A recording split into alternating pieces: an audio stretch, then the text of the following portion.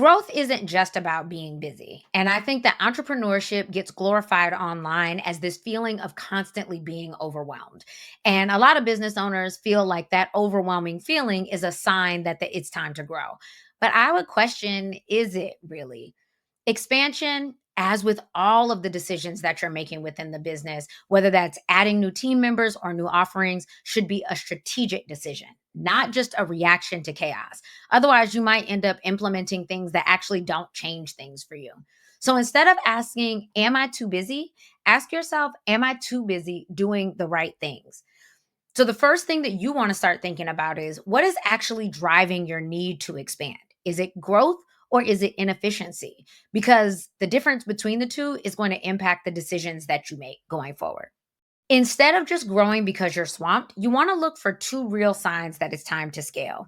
So, the first thing is capacity limits. This means that you're maxing out on work that aligns with your long term goals. You have things that you want to achieve, but there's not enough time or enough hands on deck for you to actually get that done. So, you know that you're reaching this because you're consistently turning away the right kind of clients. Not just any clients, but like people that you actually want to work with. Your current team is efficient, but you still can't meet the demand. People are constantly like coming at you, and your team is doing what they're supposed to, and you still can't catch up. Or your systems are running well, but there's simply too much volume.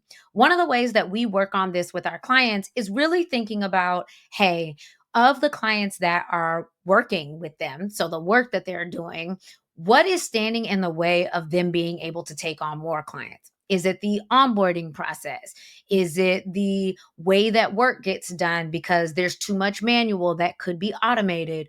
What are those? Because ultimately, that's going to roll back up to the financials, right? The fewer clients you take, potentially the less money that you make. And so you've got a couple of decisions there. If you're bound by capacity, your team's only going to be but so big. Maybe the answer is to figure out what the most valuable work is so that you can charge more for it.